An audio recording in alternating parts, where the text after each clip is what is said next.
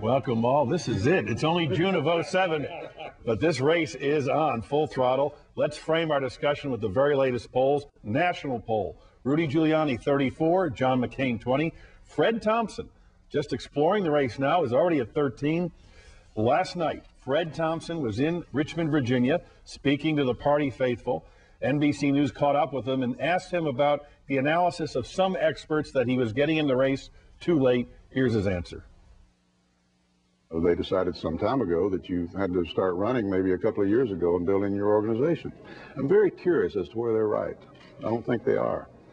I don't know who made those rules. I don't know who the experts are.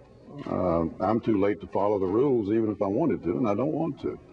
So, you know, best I can tell, here I am not having spent a dime in the middle of the pack. So we'll see who's right, me or the experts.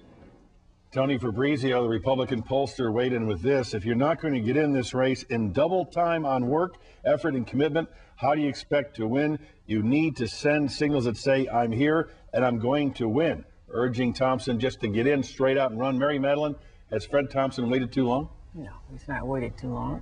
And this organization is just building around him. Last night at that event, just in passing, a young person came up to him and said, well, we have captains in every county in the state for you. We have volunteers all over the state. Everywhere we go, there are Fred heads.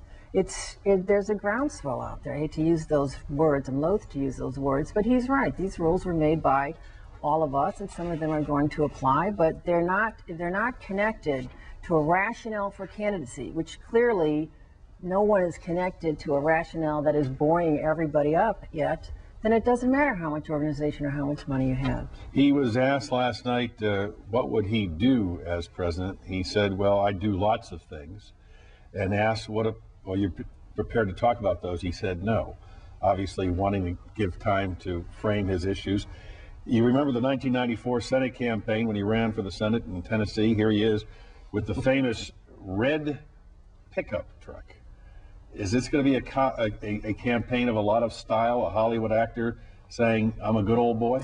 You know what that truck is, it's a symbol of, and it will symbolize, again in this campaign, is where he took off in that race and why he took off in that race. He was double digits behind, and when he said, as he said in that earlier clip, I'm going to do this my way. I can't do it by all your rules. I don't want to do it by all your rules. I know I'm a conservative. I know what my values are. I know the policies I believe in. So the truck was a disputation of his handlers, and I'm going to do it my way, and that's what he's doing now. We'll see what Fred does. Looks like he's going to run. I think the big three will turn into the big four. It's a relatively open Republican race. In our party, we're used to kind of having one invincible front runner and a lot of people trying to break that up, and we'll see what happens. I think right now, I agree with Mary's point. It's not too early. In fact, if I were Fred, I'd wait even later.